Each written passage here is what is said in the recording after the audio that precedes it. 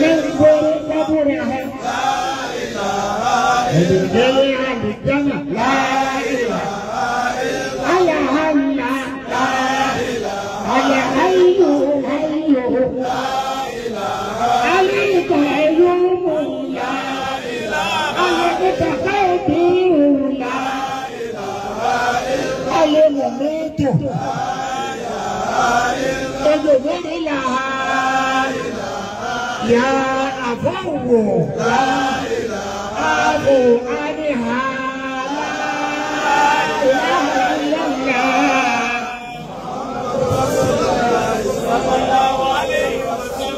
سورة القدر بسم الله الرحمن الرحيم إنا أنزلنا ليلة القدر وما أدراك ما ليلة القدر ليلة القدر خير من ألف شهر تنزل الملائكة والروح فيها بإذن ربهم من كل أمر سلام هي حتى مطلع الفجر بسم الله الرحمن الرحيم قل هو الله أحد الله الصمد لم يلد ولم يولد لم يكن له كفوا أحد بسم الله الرحمن الرحيم قل هو الله أحد الله الصمد لم يلد ولم يولد لم يكن له كفوا أحد بسم الله الرحمن الرحيم قل هو الله أحد الله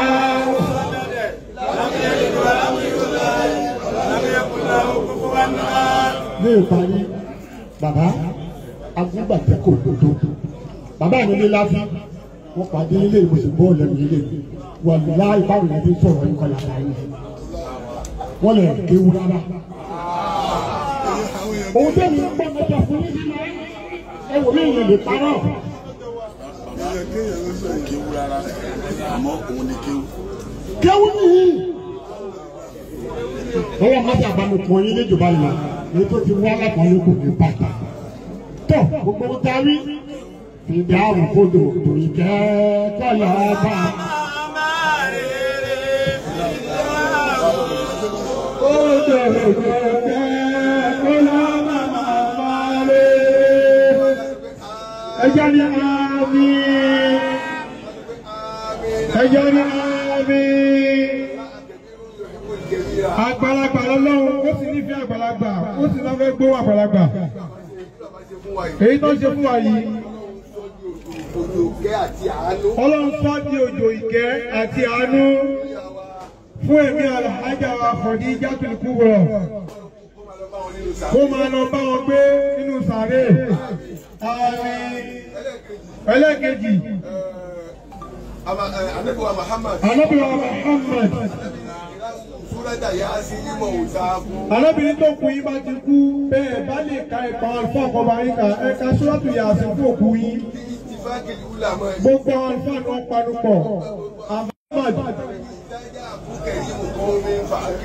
Anábìnrin alákọ̀ọ́lé ìjọ tí jásíkọ́lọ́ fún yẹn ló ń pọ́lé táyé fi ń pọ́lé ọlọ́run ló pè léèyàn táyé fi pè léèyàn tó bá ti yọ sáwùjọ yín tó bá wà láàrin àwùjọ yín ẹ má rò pé bí yín ni ara yín ni ẹ pọ́n bí ọlọ́run lé ẹ bomi sí bí ọlọ́run ẹgbẹ́ ọlọ́run àbí tó gbé gbà òun bá wọn ẹ̀ṣánú àwọn èèyàn ni ọlọ́run ló ṣe bẹ́ẹ̀. Àkọ́kọ́ akíkọ̀ọ́ àlùfáà lápapọ̀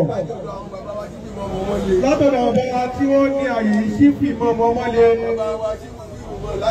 ọwọ́ sífì mọ́ láti lu Mushin. Akí bàbá Ṣéhù Jámíù àmì ọlọ́run. Akí ọba Fúlàní àwọn fẹ́kọ̀ọ́ àfáà wáyé tí akíkọ̀ọ́ àlùfáà lápapọ̀. Wọ́n ní ọmọ bínú ẹlẹ́ẹ̀kejì. Akí àjọra tí a fi tọ̀wọ̀tọ̀wọ̀ àti tàkọ́lé dárúkọ. Èṣù bá wọn lápẹ ní láti ìlú Ìlọrin. Àwọn bàbá látàgbàgì. Táyé ìjọba ń gbọ́ táyé kọ́yìn lágbàgì. Àwọn náà nù. Olólùfẹ́ náà ni wọ́n pè. Ẹni bá ń gbẹ̀mí ẹni èèyàn kì í gbàgbé ẹ̀. Ẹni tí ó bá ń gbára ni ẹ máa ń gbàgbé. Àbá láàrin àbá Muhammad ọmọ bàbá lágbàgì. Akíyé ọlọ́dẹ àríyìnbẹ́. Ẹlẹ́gẹ̀dì. Akí àhájúwa Muslimuddin Àyìndé Akínsọ́yà. Wọ́n fi ẹnu Alhaji Abdulwasi Alabi Pasuma wọ́n fi kí í. ọmọ mi bí màmá ṣe máa ń pe olú ọmọ láti ìpìlẹ̀ ro. ìjọ méjì tó kù ká ṣe léyà. tó kù ìjọ méjì ká ṣe léyà. wọ́n ti gbé ẹran màmá dé.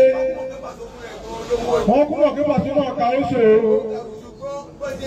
ṣùgbọ́n gẹ́gẹ́ bí ọmọ sí màmá ẹ̀ wọ́n ti máa ń ṣe tipẹ́tipẹ́ nù.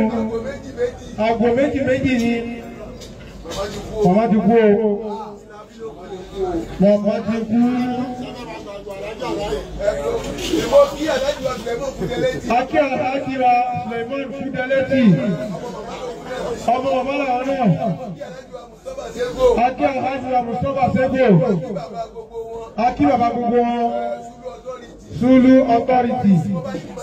Tó bá ní kọ́ máa dárúkọ. Àáṣẹ èèyàn, àwọn èèyàn gbọ́. Èèyàn ní gbogbo yín kò sí òun bẹ̀. A fi Ọlọ́run kí gbogbo yín lápapọ̀ pátápátá. Kàṣó ń fọlọ́ dúpẹ́ fún yín, ó dúpẹ́ lọ́wọ́ yín. Gbogbo wa lápẹ̀yìn arúgbó wọn. Alhaji wa Suleiman Adio Atawẹ́wẹ́ Akilẹ̀.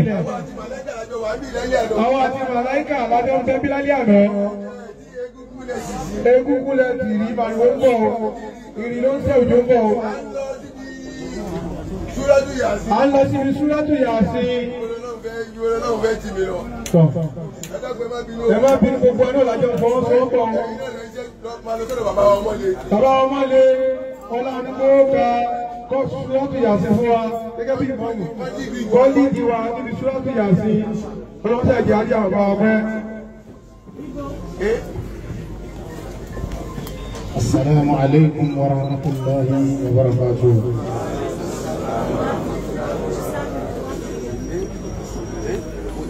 A kí gbogbo wa ní kíkí ti ọlà àti ọlá, èyí tí ó sì kíkí mi tó borí ẹ̀ láyé àti lálùkìyámà. A kí gbogbo wa kú ohun tí ó padà wá kan gbogbo wa. Òun náà ni ikú tá ń pè ní kẹ́kẹ́. Ẹranko kan ló ń jẹ́ kẹ́kẹ́. Ẹranko yẹn ó tún burú ju kìnìún àtẹkùn lọ. Wọ́n wá fi wé ikú. Òun ni Àyìnlá Ọmọwúrà ṣe kọ́ lórí wípé jẹ́ mẹ́wù mú fìlà kò ṣeé ṣe tí kú bá dé. Jẹ́ mẹ́wù mú fìlà kò ṣeé ṣe tí kú bá dé. Dúró dè mí kú onígbà o ìsọtẹ́lẹ̀ ẹni bákan lómi àmúlọ kẹ́kẹ́ sókè àgbà òkú oníṣẹ́. Ẹranko kan ló ń jẹ́ kẹ́kẹ́ yẹn wá sọ bí àgbà òkú oníṣẹ́. Òkú olé tó ṣẹ́ yẹn ta ló máa mú dúró? Allah. Ìyá wa tí a fẹ́ ṣe ìdáhùn fún yìí ọdún 17 rí torí tó kú bá kú èèyàn máa ń rojọ́ fún ògùn ni. Ìyá wa yẹn ọdún 17 nìyí tí wọ́n ti ẹran léyà fèmí. Kìí ṣe ẹran kékeré, ẹran ńlá ni tó ṣe pé tẹ́ran míì bá dojú kó máa kàn palẹ̀ kan náà. Bàbá mi ti jókòó fún yàn lọ. Jókòó.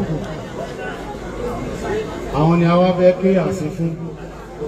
Ọlọ́run wọlé àlùbáríkà agbára tó wà nínú Yásìn, Ọlọ́run bá kẹ́yà wa, Ọlọ́run bá gẹ̀ wọ́n. Wọn ò lè dá Yásìn yẹn, wọn ò lè dá jẹ tán. Wọ́n tún máa fáwọn ẹlòmíì jẹ ń bẹ̀. Àwa tá a wà lálàyé náà á tún jẹ ń bẹ̀ láti má gba ara wa lásìkò. Kí n tó tẹ̀síwájú láti máa ké kí àwọn bàbá wa lọ́wọ́ àlàáfíà lọ́wọ́ ọ̀tún láti Mùṣín láti Ìlọrin. Àwọn bàbá wa ni mò ń bá sọ̀rọ̀ ní ìsìn bí wọ́n jọ bàbá Sáríà. Ojú wọn jọra wọn púpọ̀ gan. Ọlọ́run jẹ́ àrí pẹ́, Ọlọ́run jẹ́ kan ṣe Ọlọ́run. Mo kí àwọn bàbá wa Fúlàní, bàbá wa nìbàdàn, bàbá wa àmì Ọlọ́run, ọjọ́ ti ń pagún bọ̀, ọjọ́ ti pẹ́. Mo kí gbogbo yín, Ọlọ́run kó bá wa san yín lẹ́san rẹ̀. Ẹ kú ìrọ́jú, Abdulwasi Alabi Pasuma, ẹ kú ìrọ́jú. Mo fi kí gbogbo àwọn tí mò ń wò tó já sí wípé mọ̀ṣáyíná kó tó wà táwọn kú tìbá tí àlè iná. Wàmọ́ ń kú tìbá tí àlè ìkòtọ́ mọ̀ṣáá. Gbogbo àwọn tá a ti ń rí tá ń gbọ́ wọn tá ń wò wọn lórí tẹlifíṣàn. Yàtọ̀ sí Fúlàní nìkan là ń ríra ní face to face báyìí. Èmi ń gbúrò olú ọmọ ni. mo ń gbúrò gbogbo àwọn átísì tí mo rí ni àjọ pàdé rí báyìí àmọ́ níbi òkú ìyá wa Àdíjátù ìyàwó Ànábì ọlọ́run ní ká jọ pàdé jáde jọ pàdé bẹ́ẹ̀ lálùjọ náà ọlọ́run àjẹ́ kan ṣe ọlọ́run ẹ bá mi ṣí Al-Qur'an Suratu Yasin náà lábẹ́ kéyìí ọlọ́run kó bá sọ́dí òjò kẹ́ kó bá mú báyà wa ó wà bí ìwà gbé fún ọmọ mi ó máa lédi wa a máa kà sókè ni àti wá kà sókè tèmi pé kí n máa lanu mo fẹ́ fi wégbà mo lọ Mẹ́kà kan àwọn tí wọ́n fẹ́ lájẹ́ra làṣíwájú abájúlábẹ́ má bínú tí wọ́n fẹ́ lájẹ́ra làṣíwájú máa ṣọwọ́ báyìí wọ́n lè jẹ́ 50 gbogbo wọn máa lá wọn kí n tó kó ń bẹ̀ ó wá tó bí ọdún 5 sí 6 mo wá tún bẹ́ẹ̀ ṣe bẹ́ẹ̀ wọ́n gbé mi kó ń bẹ̀ ni àlàáfíà yẹn ó ń dínkù ni kò lékún mọ́ wá sí ni ìta tó ń lò lọ́wọ́ yìí náà ó ń dínkù ni bá ṣe ń bọ̀ bí ó dùn ọ̀pọ̀ múná bá ní kí n sọ̀kalẹ̀ kí máa fẹsẹ̀ rìn bọ̀ ń bá bọ́ọ̀lẹ̀ mo fọwọ́ dìgbà àyà mú báyìí wọ́n wá ní wọ́n ti fẹ́ kírun mo ní mi ní kọjá bí mo ṣe ń rìn bẹ́ẹ̀ ló ń wò mí lọ́gùn ẹ̀kọ́ ń wò mí mi ní kọjá bí mo ṣe ń bọ̀ yìí mo fọwọ́ dìgbà àyà mú débẹ̀ àmáwọn eléyìí gbogbo ọgá sí ara wọn sí a máa bá mi ké torí ẹ̀ láti kọ́ wọn gbogbo ara máa jèrè ọmọ ọmọdé yóò sùn tó bá wá ké tán túbà ní.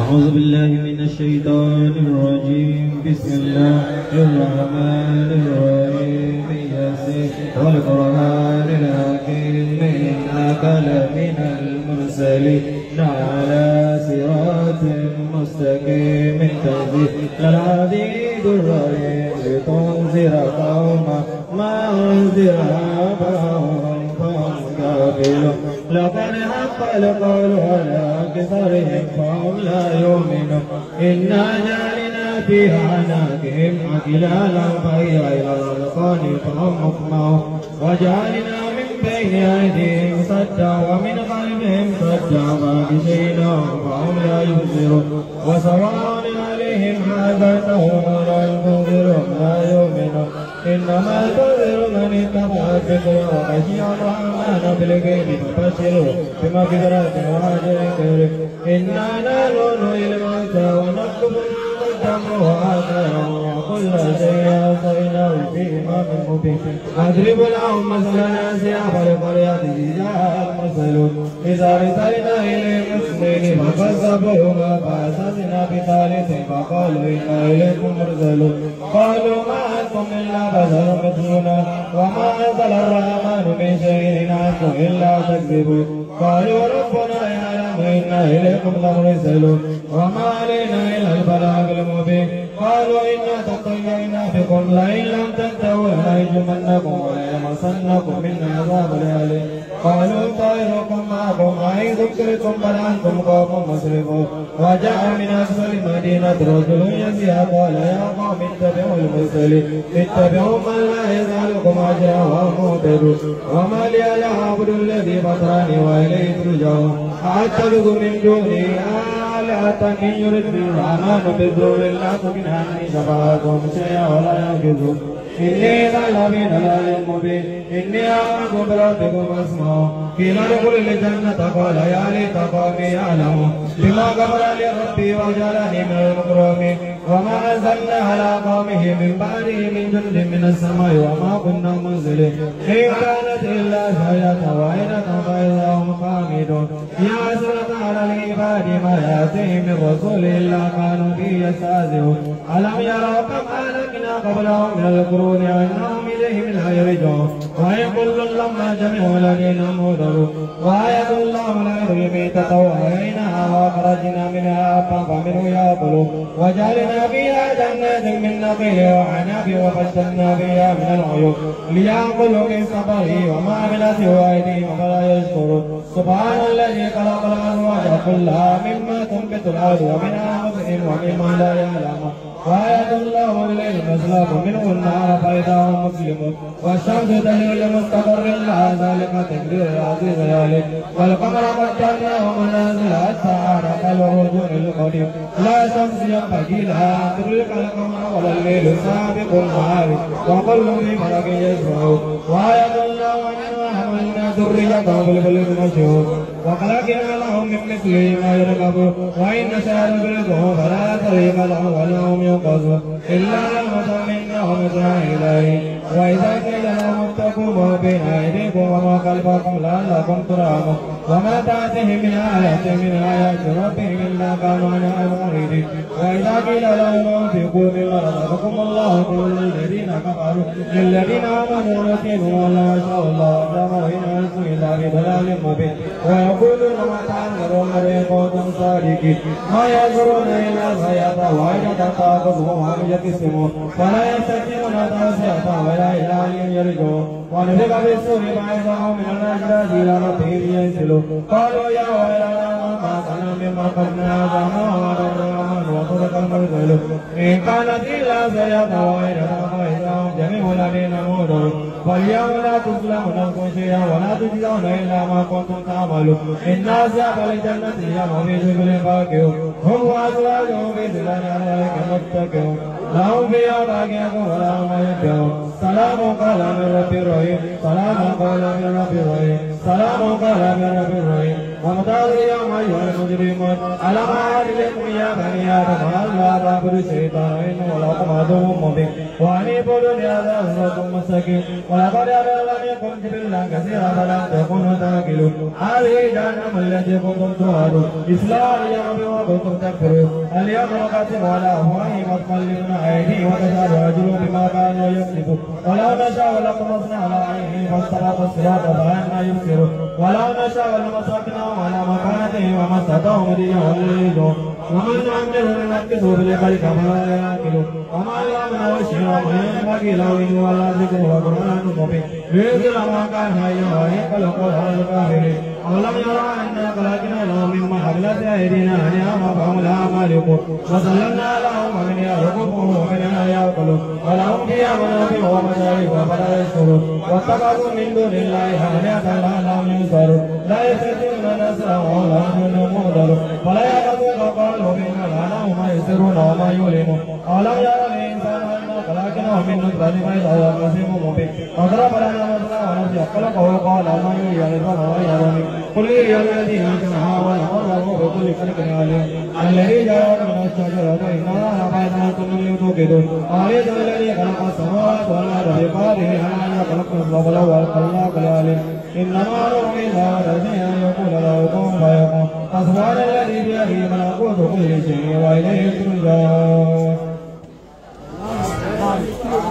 a kì í ojú bẹ̀rẹ̀ láti ní sí ẹjọ́ torí tá a bá ti kó ní jímọ̀ là ń lọ. Ọlọ́run bá wa kẹ́ wọn. Ọlọ́run bá wa gẹ̀ wọ́n. Ọlọ́run bá wa ṣe kún sinmi fún wọn. وجزاء ما تلوناه هدية نازلة مقبولة منا إلى روح أمنا خديجة اللهم اغفر لها اللهم ارحمها اللهم اكرمها اللهم ابعثها في احسن الصور في زمرة الانبياء والمرسلين والاولياء والصالحين وحسن اولئك رفيقا. فاتحة. بسم الله الرحمن الرحيم الحمد لله رب العالمين الرحمن الرحيم مالك يوم الدين إياك نعبد وإياك نستعين اهدنا الصراط المستقيم صراط الذين أنعمت عليهم غير المغضوب عليهم ولا الضالين آمين.